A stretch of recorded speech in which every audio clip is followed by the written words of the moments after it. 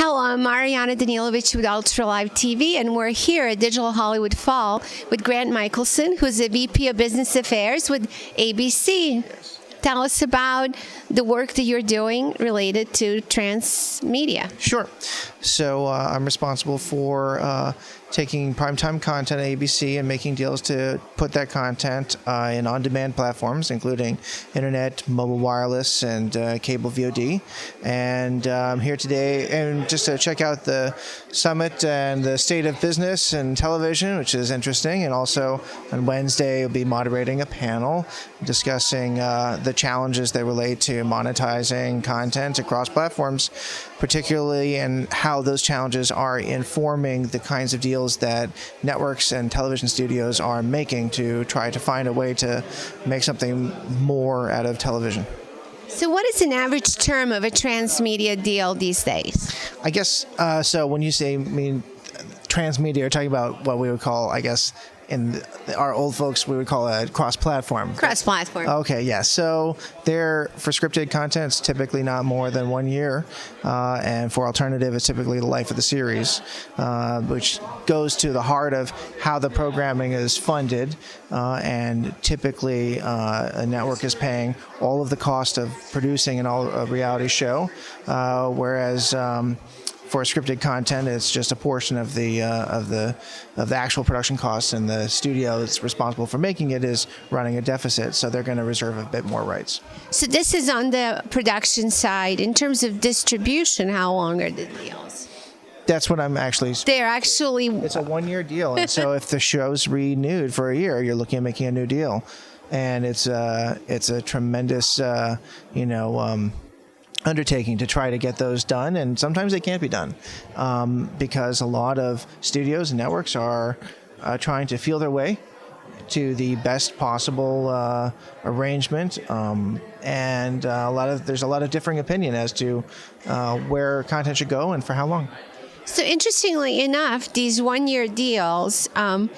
Let's pick a show on ABC that maybe has a 1 year deal.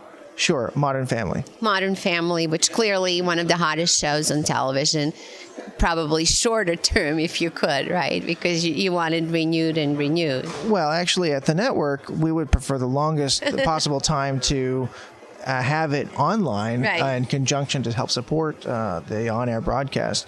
But the studio, the term of that deal is informed by the studio, is informed by Hulu, and there are varying stakeholders that have opinions on how it should work. So that's a principal reason, I think, why the deal is only for 1 year. And the producers, of course.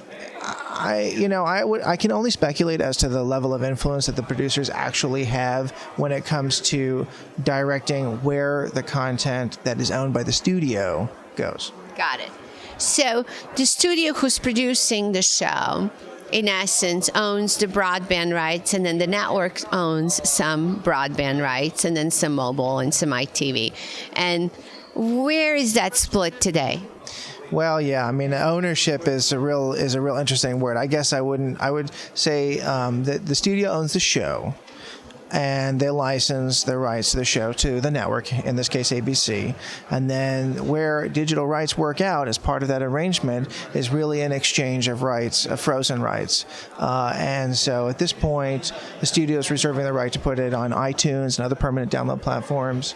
And at this point, the network currently has the rights to a window of time to put it on places like Hulu.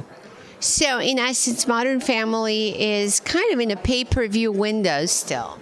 Well, there's always after in the case of Modern Family, after the show is broadcast, then you can find it on iTunes, Amazon, Xbox, that sort of thing.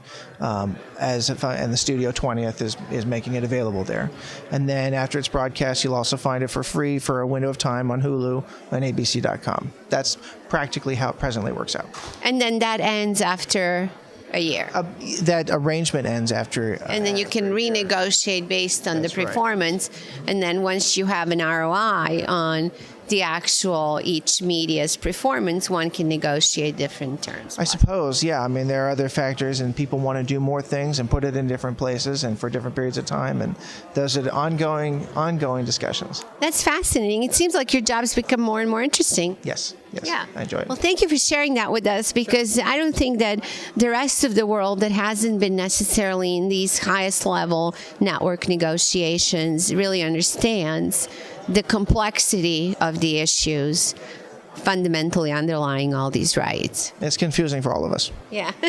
Well, I'm glad you said that, because it seemed confusing to the rest of us. But we hope that it's in your fine hands and it will be solved. Thank you. Thank you for participating. Good luck with your panel. Thank you.